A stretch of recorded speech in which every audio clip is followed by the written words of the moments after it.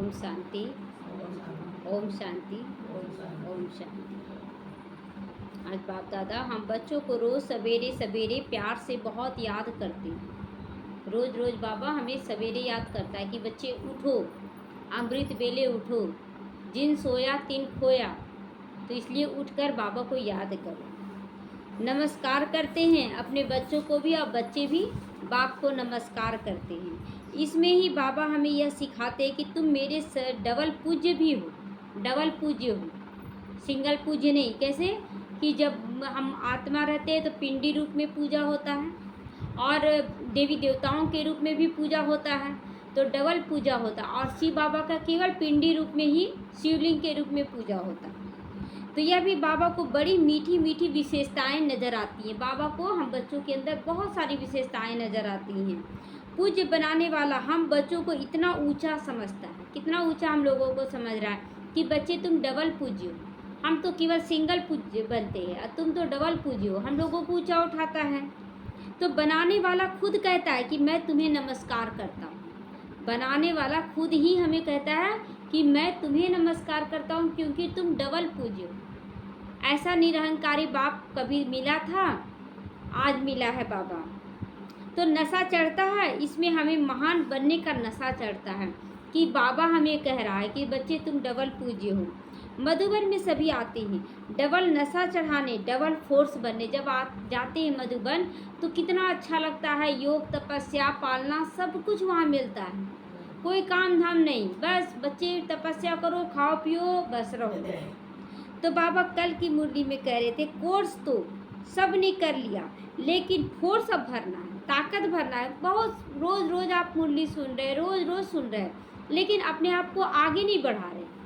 मैं बाबा की, मैं बाबा मेरा, यहाँ तक तो ठीक है, लेकिन बाप समान बनना है ना। केवल यही रटते रहेंगे कि मैं बाबा की, मैं बाबा मेरा, बस वहाँ तक थोड़ी बाबा को बाबा प्यार करेगा।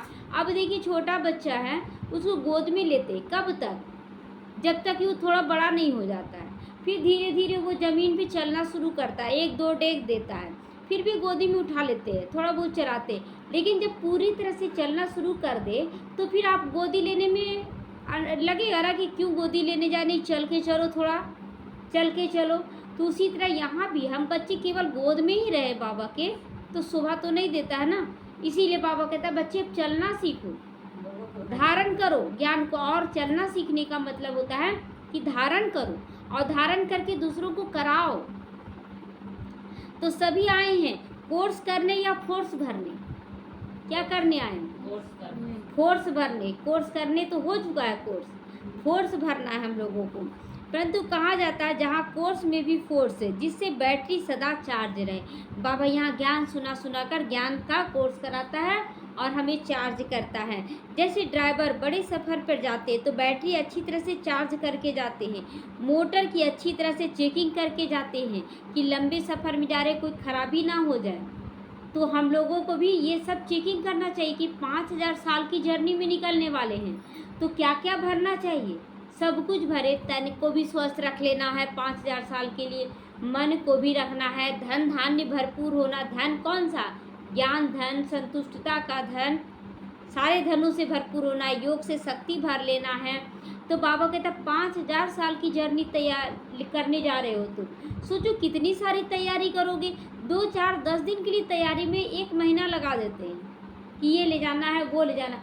5000 साल की जर्नी है, कितना तैयारी करना है। तो रास्ते में मोटर टिक टिक ना करे, ऐसा ना हो कि गाड़ी चलते चलते रुक जाए। तो हमारा ये शरीर भी चलते चलते 5000 साल में रुकने लगेगा पहले ही, तो कितना फिर दुख पहुँचेगा। तो ऐसे ही हमारी बहुत लंबी यात्रा है। हमें रोज़ सवेरे सवेरे उठकर अपने मोटर को चेक करना है, मन बुद्धि संस्कार सारी कर्मेंद्रियों को चेक करना है कि हम कितना शक्तिशाली बने हैं, जिससे वह 24 घंटे यात्रा ठीक कर सके। अभी 24 घंटे करेंगे और उसके बाद फिर 5000 साल करेंगे। ऐसा ना हो रास्ता में थोड़ा सा रोड़ा आवे, आप विचलित हो जाओ। थोड़ा सा रोड़ा मतलब कोई भी परिस्थिति, कोई व्यक्ति ही आ गया, कोई बड़ा परिस्थिति आ गया, तो ऐसा नहीं हो कि हम लोग चलते चलते सोचे बाबा बहुत सारा परिस्थिति आ रहा, रोना धोना शुरू कर दे। बाबा आज भी बोला ना कि रोना नहीं है, रोना बिल्कुल भी नहीं है। कोई भी परिस्थिति आ जाए तो बाबा कहता है सामने कोई ट्रक आ जाए, आप गाड़ी चला रहे हो, आप कार चला रहे हो और सामने ट्रक आ जाए, आप सोचे वो कैसे चलाएं, लेकिन जिसको चलाने आता है गाड़ी वो साइड कर लेगा, टक्कर तो नहीं मारेगा ना। तो उसी तरह अगर हमसे भी कोई मायावी शक्ति आ जाए शक्तिशाली, तो हमें उससे लड़ाई नहीं करना है, हमें साइड हो जाना, लड़ाई तो बिल्कुल भी नहीं करना है।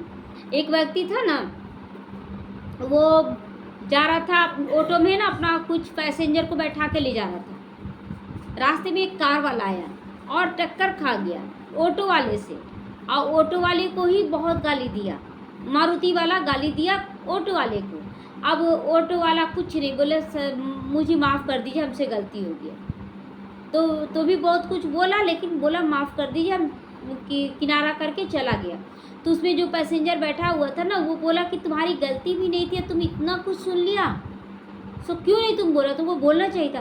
बोले साहब, वो इतना सारा टेंशन का बोझ अपने सिर पर लेकर जा रहा है ना, कि अगर हम थोड़ा सा बोलेंगे ना तो अपना सारा बोझ मेरे ऊपर कूड़ा कचरा सब डाल देगा।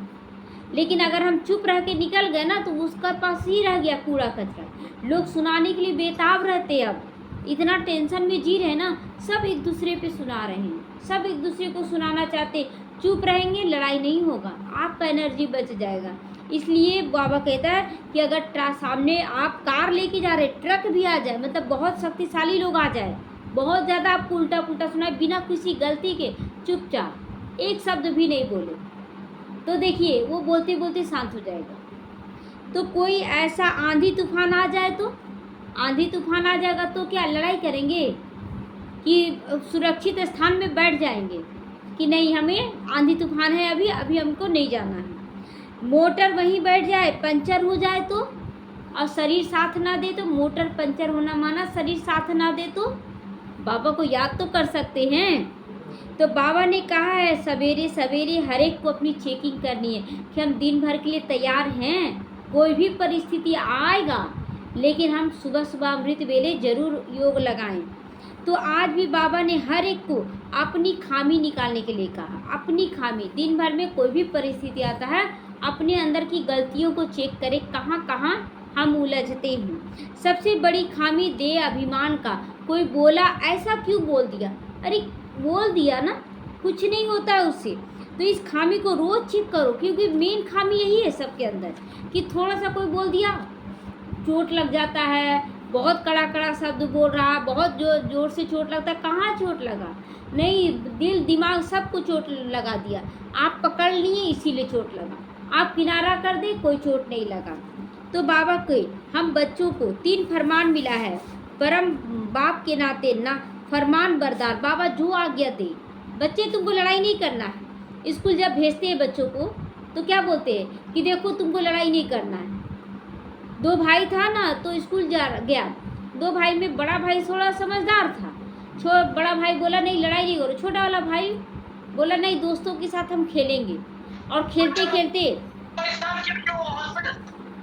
2 भाई था, तो दोनों में एक बड़ा भाई तो बोला छोटा भाई को मत जाओ, लेकिन छोटा भाई बोला नहीं हम तो खेलने जाएंगे, और वो खेलने चला गया। लेकिन खेल खेल में तो लड़ाई हो ही जा रहा है, लड़ाई हो गया, मारपीट हो गया, दोनों में चोट भी लग गया, कपड़ा तक फाड़ दिया गया एक दूसरे का। अब वो बच्चा चोट खाया हुआ, दोनों बड़ा वाला भाई थोड़ा संभाला उसको और उसको घर ले गया। तो फिर दर्द तो हुआ ना, माँ गई पैर हाथ धुलवाई, मलहम पट्टी करवाई, फिर से बोली कि देखो बच्चे अब स्कूल जाना तो लड़ाई मत करना।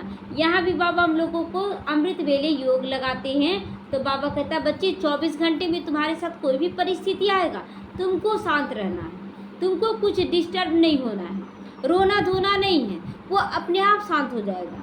लेकिन हम क्या करते हैं ना, उलझ जाते हैं, और उलझ जाने का मतलब अपना सारा एनर्जी वो खींच लेता है। क्योंकि दो स्थिति है, राम और रावण की स्थिति।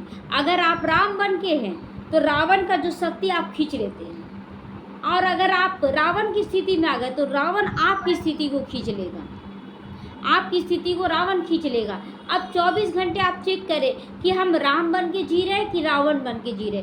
जो बनेंगे वही खींचेगा। जैसे हम राम तो बन जाते हैं, लेकिन कभी कभी क्या होता है परिस्थितियों के आगे रावण बन जाते हैं। नहीं, बोलना तो पड़ेगा ना, करना तो पड़ेगा, रावण बन जाते। अब सोचिए कि किसका शक्ति बढ़ा दिए, रावण का शक्ति बढ़ा दिए।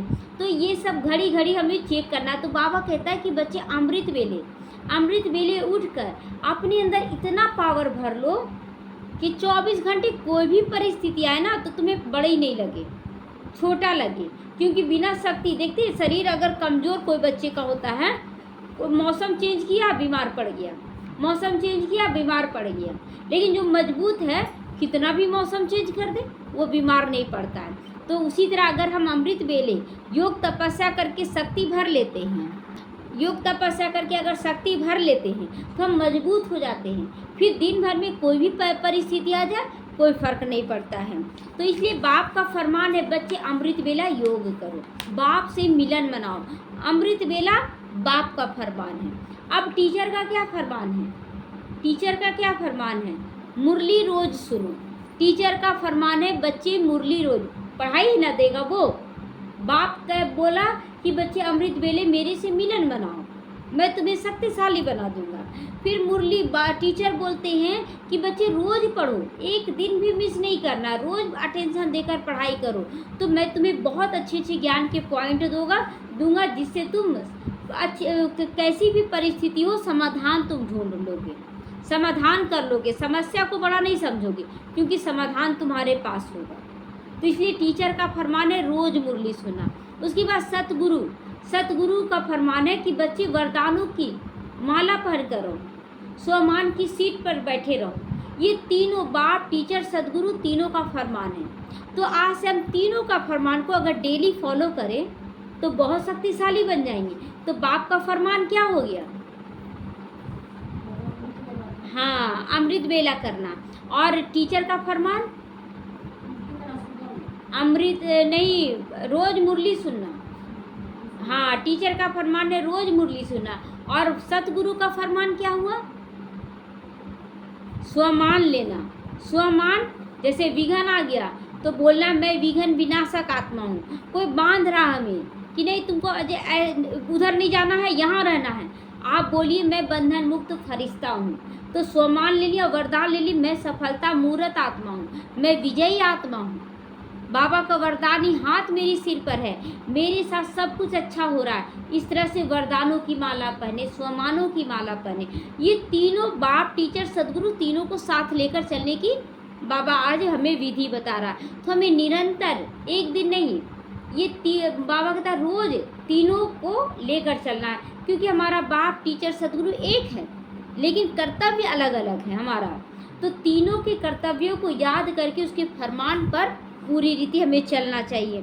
तो रोज चेक करो कि तीनों का फरमान कहाँ तक चलाते हो। रोज चेक करें कि हम तीनों का फरमान मानते हैं। तो रोना, फिर जब बाबा वरदान दे रहा है, शक्ति दे रहा है, गुण दे रहा है, ज्ञान दे रहा है, फिर क्यों हार जाते हैं हम?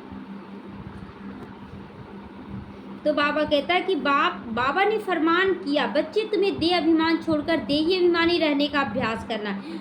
बाप क्या है? परमात्मा है। और बच्चे क्या है? बच्चे क्या है? आत्मा है। तो बाप का फरमान क्या? बच्चे आत्मा बनकर रहो, देही अभिमानी बनकर रहो। ये उसका दूसरा फरमान है। पहला तो अमृत वेले मिलन बनाना, दूसरा क्या फरमान है बाप का? कि बच्चे देही अभिमानी बनो, यानी आत्मा बनकर रहो। तो उसी तरह टीचर का दूसरा फरमान क्या है? मुरली सुनो, समझो और उसे धारण करो। केवल सुनकर अनसुना नहीं कर देना है, मुरली सुनकर उसको अंदर में धारण करना है। फिर वरदानों का क्या है? कि वरदान केवल जाप नहीं करना, मैं हूँ मैं हूँ मैं हूँ, नहीं, मैं हूँ तो उसको लाना है कि मैं विजयी आत्मा हूँ। जब कोई युद्ध लड़ने जा रहे हैं और पहले से कोई बता दिया कि आप विजयी हो जाएंगे तो नशा चढ़ जाता है कि हम विजयी होंगे, तो एकदम अच्छे से लड़ाई करेंगे सब चीज़। लेकिन कभी कभी ना ये अहंकार का रूप ले लेता है कि हम तो विजयी हैं ही, हम क्या करें। तो एक बार दो राजा था, दो राजा युद्ध करने गया, दोनों भगवान के पास गया। तो दोनों गया तो एक बोला कि हम विजयी हैं, बोले हाँ तुम विजयी। उसको अहंकार आ गया जब हम विजयी हैं ही तो क्या मेहनत करना, चलो नहीं। और दूसरा को बोला कि तुम्हारा विजय बनने में थोड़ा सा मेहनत करना पड़ेगा। तो बोले मेहनत करना पड़ेगा, वो खूब मेहनत किया, हमको विजयी बनना है। तो पहला वाला अलबेला हो गया कि मेरा विजय तो निश्चित है। और दूसरा क्या हुआ कि शक्तिशाली स्थिति में मेहनत किया। अब क्या हुआ, जब युद्ध लड़ने लगा, ये अलबेलापन में लड़ा, वो शक्तिशाली स्थिति में लड़ा। अब मेहनत किया तो वो जीत गया। अब ये जो विजयी होने का दिया गया था तो ये तो हार गया। तो इसीलिए अहंकार से आप जीत नहीं हासिल कर सकते। बाबा तो वरदान दे दिया, लेकिन वरदान के पहले बाबा एक, देखिए कोई भी वरदान होता है ना, तो वरदान में पहले एक धारणा देता है बाबा। जैसे कि यहाँ वरदान है स्व के राज्य द्वारा, स्व के राज्य द्वारा यानी अपने ऊपर राज्य के द्वारा साथियों को स्नेही सहयोगी बनाने वाले मास्टर दाता बनो। तो मास्टर दाता बनो तो लास्ट में वरदान दिया। पहला क्या दिया कि बच्चे पहले स्व पर राज्य करो, अपने ऊपर राज्य करो और अपने साथियों को क्या बनाना, स्नेही और सहयोगी बनाओ, तब तुम मास्टर दाता कहलाओगे।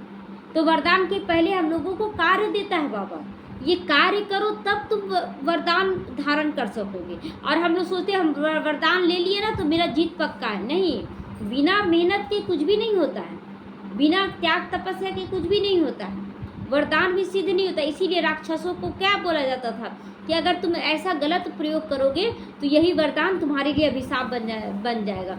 महिषासुर क्या हुआ था, महिषासुर नहीं, जो नाचने लगा था और अपने ऊपर भस्मासुर, कि जिसके ऊपर भी हाथ रख दोगे वो भस्म हो जाएगा।